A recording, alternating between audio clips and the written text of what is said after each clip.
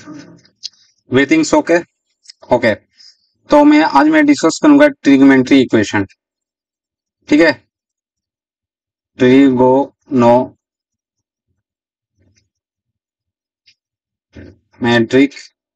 Equation. तो writing में try करूंगा थोड़ा अच्छे से लिखने के लिए। ठीक है, ट्रिग्नोमेट्री इक्वेशन। ठीक है, तो सबसे पहले एक छोटा सा मैं एग्जांपल ले रहा हूं, ध्यान दीजिए कि मैं यहाँ पे लिख रहा हूं साइन एक्स इक्वल टू √3/2 लिखा हूं। क्या लिखा हूं? √3/2 लिखा हूं। तो आपको बताना है कि x का किस वैल्यू पर √3/2 होता है। तो आपको पता होना चाहिए कि x इक्वल टू π/3 पर √3/2 होता है। ठीक है, आपसे फिर एक और क्वेश्चन करूंगा कि ठीक है कि साइन π/3 मतलब साइन 60 वैल्यू √3/2 होता है। क्या x इक्वल टू π/3 पर, ठीक है, क्या x का और भी कोई वैल्यू हो जिसका मान √3/2 होता है सेम? तो बोलेंगे हाँ होता है। देखिए ध्यान दीजिए कैसे आपको ये क्वाड्रेंट थोड़ा समझ लीजिए। साइन किस किस वैल्यू पे पॉजिटिव होता है? फर्स्ट क्वाड्रेंट में और सेकंड क्वाड्रेंट में।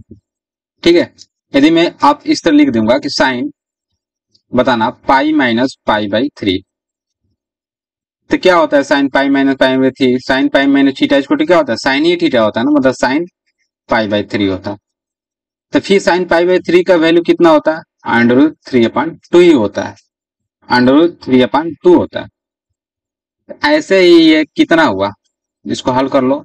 3π-2 मतलब 2π/3 साइन 2π/3। अब साइन 2π/3 का भी वैल्यू कितना है? √3/2।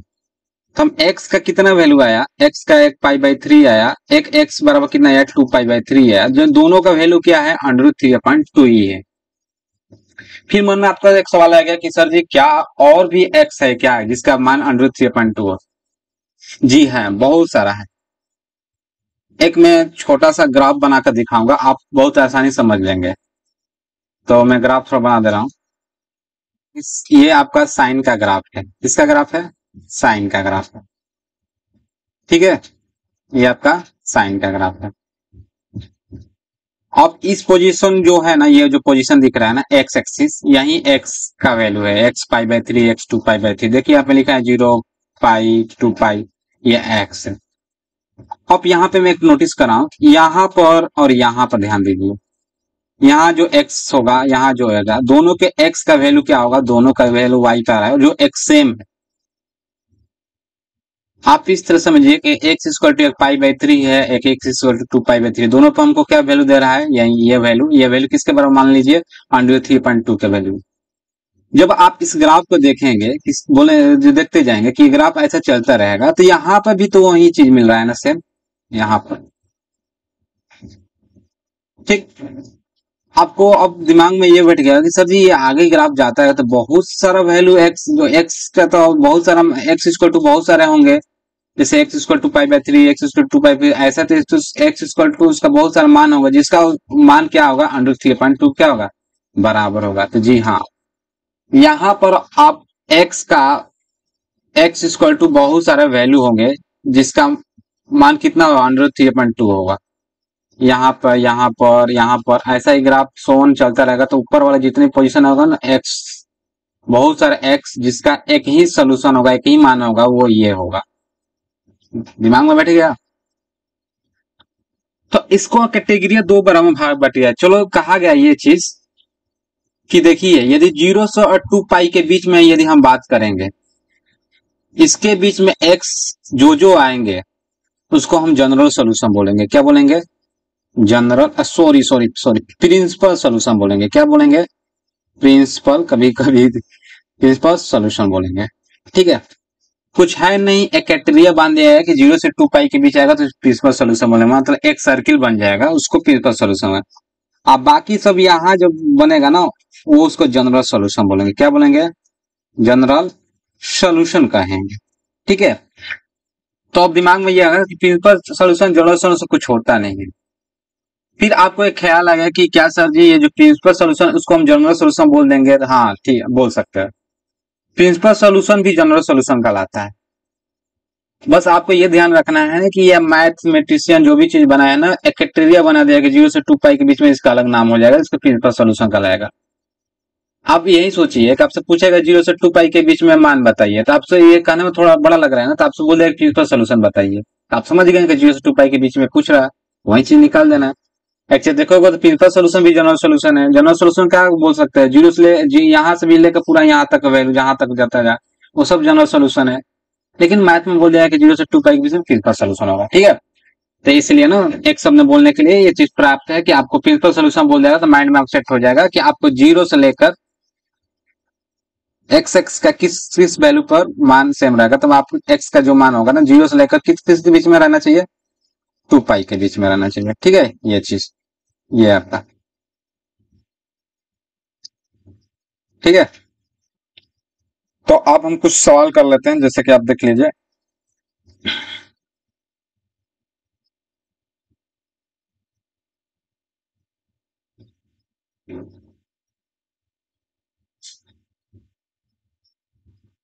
जैसे आपको एक क्वेश्चन में दे रहा हूं कि sine x equal to minus under root 3/2 minus under root 3/2 find the principal solution. क्या बोल दिया, फाइंड द प्रिंसिपल सोल्यूशन, ठीक है। आपको पता होना चाहिए कि साइन एक्स इक्वल टू ये माइनस अंडर रूट 3/2 किसका वैल्यू होता है साइन का। देखिए कुछ कुछ वैल्यू आपको मालूम होना चाहिए, ये आपका वैल्यू होता है साइन π/3 का, ठीक है। वही चीज तो है ना, सेम ही तो है पीछे वाला। अब आप निकालेंगे क्या x का और भी वैल्यू है, जैसे π/3 और भी क्या ऐसा वैल्यू है जिसका मान कितना है, -√3/2 है। तो आपको एक चीज पता होनी चाहिए, क्वाड्रेंट पता होना चाहिए कि ये किस किस पर साइन निगेटिव होता है। अब थर्ड क्वाड्रेंट और फोर्थ क्वाड्रेंट साइन क्या होता है, नेगेटिव होता है। क्या आप इस तरह लिख सकते हैं क्या आगे, साइन π+θ इक्वल टू क्या होगा, किस क्वाड्रेंट में, थर्ड में। तो साइन π/3 जब भी पाई पे होता है ना, पाई ही लेते हैं। देखो इसमें क्या करना, आपको पाई लेंगे, 2 पाई लेंगे। आपको पता है कि पाई और 2 पाई पे जो साइन के रेशियो चेंज नहीं होता, साइन का साइन नहीं होता। आप साइन π+θ क्या लिखेंगे, साइन थीटा लिखेंगे, किस क्वाड्रेंट में, माइनस में आएगा ये चीज। तो अभी यही भी चीज लिखोगे तो क्या हम यहाँ पे लिख सकता हूँ इस तरह की, sine pi plus theta equal to क्या है, π/3 π/3। तो आपको क्या मिलेगा, साइन π/3 नेगेटिव। साइन π/3 का मान कितना होगा, √3/2, ठीक है। ये चीज हो गया। सॉरी साइन π+θ आपको क्या देगा, किस कोऑर्डिनेट में ये आ जाएगा, आपका थर्ड कोऑर्डिनेट में आ जाएगा ना, आपका थर्ड कोऑर्डिनेट में आ जाएगा। तो आपको क्या मिलेगा, साइन नेगेटिव मिल जाएगा, ठीक है। ये सही है, सही कोई बात नहीं, सही है। तो आपको ये चीज वैल्यू मिला। फिर और भी वैल्यू है, चेक कर लीजिए, साइन 2 पाई माइनस π/3 करेंगे तो भी हमको साइन माइनस साइन π/3 ही मिलेगा, चेक कर लीजिए। और सभी का वैल्यू क्या होगा, सभी का वैल्यू क्या होगा, -√3/2 ही आ रहा है। तो इसको अब यदि हल करेंगे ये, तो हमको क्या मिलेगा, 3 पाई माइनस 4 π/3 आएगा। और इसको हल करेंगे तो क्या मिलेगा हमको, 3 दूनी 6 में सब 5 π/3 आएगा। अब चेक कर लीजिए, यही तो दोनों x का वैल्यू है, x इक्वल टू 4 π/3 पर हमको वैल्यू क्या मिलेगा, -3/2 मिलेगा। x इक्वल टू π/3 पे अब क्या मिलेगा, √3। ये दोनों चीज भी, ये जो दो x है ना, 4 π/3 और 5 π/3 दोनों ना 0 और 2 पाई के बीच में है। अब 0 2 पाई के बीच में है तो इनको हम प्रिंसिपल सोल्यूशन बोल देंगे, ठीक है। तो हमको प्रिंसिपल सोल्यूशन इसी तरह निकालना है, पाई लेकर, ठीक है। पाई लेकर निकालेंगे, आपको आसानी से होगा। π+θ 2 π+θ सेम ही रेशियो होगा ना, चेंज नहीं होगा, ठीक है। अब आते हैं कि क्या कोई और भी सॉल्यूशन है ऐसा कि पूरा प्रिंसिपल सॉल्यूशन हो या जनरल सॉल्यूशन हो, सभी का एक सॉल्यूशन एक ही हो, ठीक है। क्या और भी कोई सोल्यूशन है क्या कि ऐसा कि उसका पूरा प्रिंसिपल सोल्यूशन या जनरल सोल्यूशन सभी का सोल्यूशन क्या हो एक ही में हो जाए? तो ध्यान दीजिए, sine x equal to sine y term है, ठीक है। ठीक है, आपको यदि जनरल सोल्यूशन निकालना है, सभी का निकालना है, एक साथ पूरे टर्म को निकालना है, या प्रिंसिपल सोल्यूशन या जनरल सोल्यूशन, तो उसका एक्स इक्वल टू उसका वैल्यू होता है एन पाई प्लस -1 के पावर एन वाई। अब यहाँ पे एन क्या है ना, एन आपका एक पूर्णांक है, जेड इंटीजर है, ठीक है। क्या है? जेड इंटीजर, यही आपका वैल्यू होता है, ये मान आपको याद रखना है, x equal to n pi plus -1 by, ये आपका ना जनरल सोल्यूशन प्रिंसिपल सोल्यूशन सभी का ना, सभी सोल्यूशनों का एक सोल्यूशन है, ठीक है। ऐसे बार बार बोला हूं ना कि क्या ऐसा भी कोई फार्मूला है कि आपको पूरा सोल्यूशन का एक सोल्यूशन हो, तो यही चीज है, ठीक है। अब ये दोनों चीज है, जनरल सोल्यूशन प्रिंसिपल सोल्यूशन, ठीक है। अब आते हैं ये चीज डिराइव कैसे हुआ, थोड़ा देर ध्यान दीजिए। आप यदि साइन एक्स इधर ले आएंगे माइनस साइन वाई करेंगे, जीरो करेंगे कि नहीं बताइए? जब इसको आप जीरो करेंगे तो इसका sine x minus sine y का sine a minus sine b का फॉर्मूला पुट कर लीजिए, 2 cos x plus y by 2 sine x minus y by 2 equal to क्या लिख देंगे? 0, ठीक है। अब देखिए यहां पर तीनों ये मल्टीप्लाई किया है, कोई ना कोई तो जीरो होगा ना, cos x plus y by 0 होगा तभी तो ये जीरो आया होगा, नहीं तो sine x minus y by 0 तभी जीरो होगा। तो यहाँ पर कंडीशन ये बताइए कि cos x प्लस वाई बराबर 2 इक्वल टू 0 हो, या sine x minus y equal to 2 ये 0 हो। भैया आपको देखिए यहाँ पे जीरो आने का मकसद क्या हुआ, ये जीरो होगा नहीं तो ये जीरो होगा, इसलिए मैं ये कंडीशन लिख दिया। जब भी आप इस कंडीशन लिखेंगे तो आपको एक चीज मालूम है कि cos थीटा इक्वल टू 0 कब होता है? जब थीटा आपका क्या होता है? ऑड नंबर पाई बाई 2 होता है। चेक कर लीजिए, जब cos थीटा इक्वल टू 0 का होता है, जब थीटा 2n प्लस 1 मतलब ऑड नंबर पाई बाई 2 होता है। अब इसी तरह साइन थीटा इक्वल टू 0 कब होता है? जब थीटा आपका इवन नंबर एन पाई होता है, ठीक है, ये चीज होता है। इसी तरह में यहाँ पर cos x plus y upon 2, 0 की जगह हम क्या लिख सकता हूं? 2n plus 1 pi by 2। इसी तरह इसको भी लिख लीजिए, थोड़ा देख लीजिए, sine x minus y by 2 n pi. जब भी आप इसको हल करेंगे, जैसे कि यहाँ से 2 से 2 कैंसिल हो जाएगा, तो आपको x इक्वल टू में लिख रहा हूं, ध्यान दीजिए, x इक्वल टू में लिख रहा हूं, x इक्वल टू आप क्या लिख सकते हैं? 2n प्लस 1 पाई माइनस वाई, इसको भी इसी तरह लिख सकते हैं, जैसे इसको क्या लिख सकते हैं? x equal to 2n pi plus y, इसको लिख सकते हैं, ठीक है। ध्यान दीजिए, अब थोड़ी देखिए यहाँ पे, ध्यान दीजिए,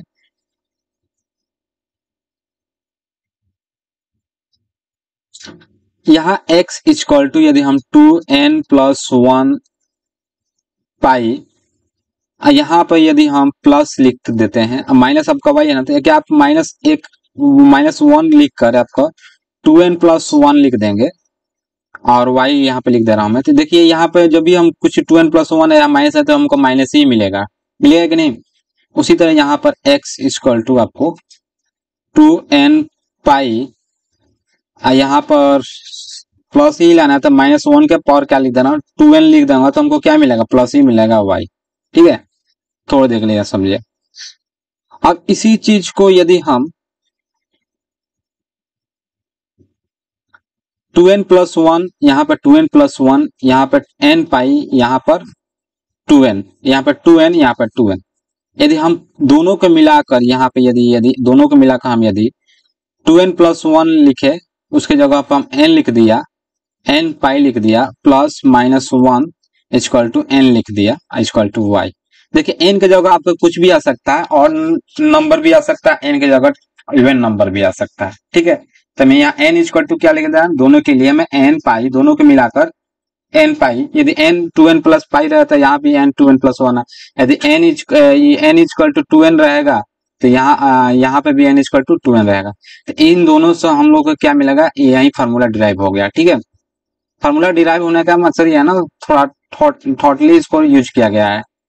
ध्यान दीजिए, आपको यदि n यूज करेंगे 2n+1, तो यहाँ भी n 2n+1। यदि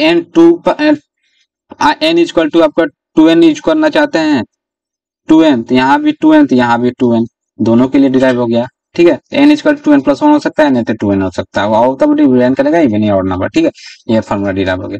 इस फार्मूला डिराइव होने से ये हो ना कि आपका ना पूरी सॉल्यूशन का एक सॉल्यूशन होता है। ठीक है, जनरल सॉल्यूशन या प्रिंसिपल सॉल्यूशन हो। थोड़ी देर के लिए आगे बढ़ते हैं, जैसे कि आपको तो ऐसा ही एक और यहाँ पर, जैसे कि सेकेंड आपसे ये है ना कि cos x equal to cos y, इसका आपका सॉल्यूशन, टोटल सॉल्यूशन बताना है।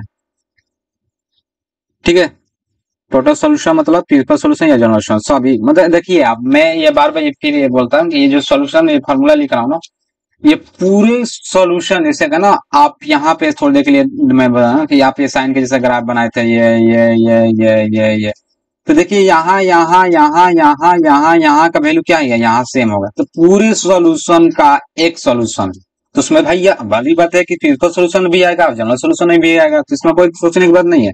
तो ये आपको फॉर्मूला डिराइव देता है ना, ऑल सॉल्यूशन, प्रिंसिपल सॉल्यूशन या जनरल सॉल्यूशन। तो x इक्वल टू, आपको यहाँ पे फॉर्मूला आता है x equal to 2n pi plus minus y, जहां पर n क्या हो, z। ये फॉर्मूला डिराइव होना का एक ही मेथड है, इस तरह डिराइव हुआ। देख लीजिए कि आप यदि cos x और cos y इक्वल टू 0 कर लेते हैं, ठीक है, तो फॉर्मूला इसका क्या होता है, cos a minus cos b का फॉर्मूला, यदि याद है तो बोलिए। फॉर्मूला ये होता है 2 sine x plus y upon 2 sine x minus y upon 2 equal to क्या होता है, 0 होता है। कभी कभी ये मेरा जो राइटिंग समझ में नहीं आएगी, तो आप लोग समझ जाइएगा कि मैं बोल रहा हूँ ना वो चीज सही है। ठीक है, और साइन, इसको हल कर लेंगे तो क्या होगा, sine x plus y upon 2 equal to 0 कर लेंगे। ठीक है, ये 0 हो सकता है, उसी तरह नहीं तो ये आपका दोनों में से ये 0 हो सकता है, तभी तो 0 आया होगा। x minus sine y by 2 equal to ये 0। तो आप इसको हल करेंगे तो क्या हो जाएगा कि x प्लस वाई बराबर 2 बराबर क्या, 0, या इसी तरह x माइनस वाई बराबर 2 इक्वल टू 0। देखिए आपको ये पता होना चाहिए कि ना कि ये 0 ये इस तरह लिख सकते हैं। अब ये साइन जो वैल्यू होता है कब 0 होता है आपको पता है दोनों पे, तो साइन यहाँ पे समझ कि हम मैं लिखा था sine theta equal to 0, theta का वैल्यू होता है मल्टीप्लाई ऑफ, मतलब कि even multiply of pi, n pi के बराबर होता है। तो आप यहाँ पे लिख सकते हैं sine x plus y by 2 equal to n pi, क्योंकि साइन ही था नहीं है। उसी तरह ये भी आप लिख सकते हैं कि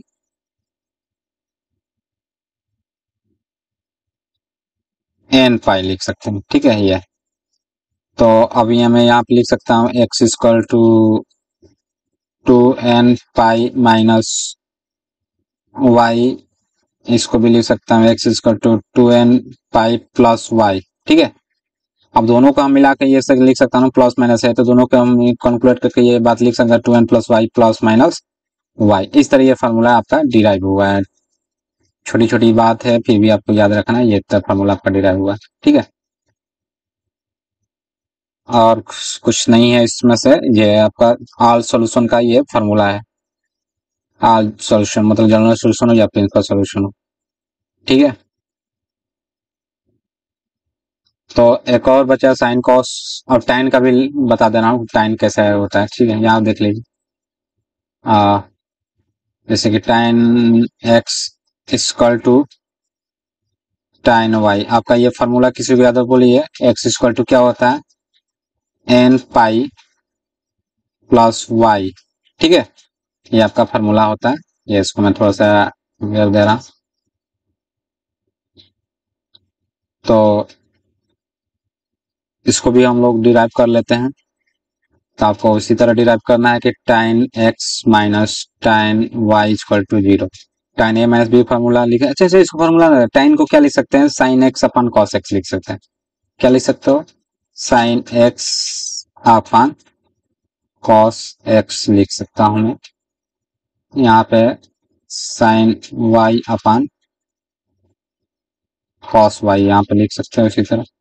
अब इसको हल कर लेंगे तो हमको क्या मिलेगा, इसको हल कर लीजिए, एलसीएम लीजिए, cos x cos y sine x cos y, ऊपर क्या हो जाएगा, sine x cos y minus cos x sine y equal to 0। यहाँ पे सभी साइन, ये ऊपर वाला जो है ना साइन ए माइनस बी का फॉर्मूला है, sign A cos y minus cos A, तो क्या लिख देंगे, साइन एक्स माइनस वाई, ठीक है, इक्वल टू 0। देखिए सबसे बड़ा आपको फॉर्मूला मालूम होना चाहिए सभी चीज को, नहीं तो लैक होने लग जाएगा कभी सब चल क्या रहा है, ठीक है। अब पता है साइन थीटा 0 कब होता है, एन पाई पे होता है, तो यहाँ पे एन पाई लिख देंगे, ये थीटा ही है समझे पूरा का। तो उसी तरह एक्स इक्वल टू हम लोग क्या ले सकते हैं, S equal to n pi plus y, इसी तरह ये फॉर्मूला डिराइव हुआ, ठीक है। अगले हम एक्सरसाइज करेंगे 11.4 एनसीईआरटी, तो वहां पर हम लोग और अच्छी तरह से इसको समझेंगे, ठीक है। उसके बाद सभी चीज का सोल्यूशन हो जाएगा, आपका दिमाग से जो भी चीज है डाउट क्लियर हो जाएगा।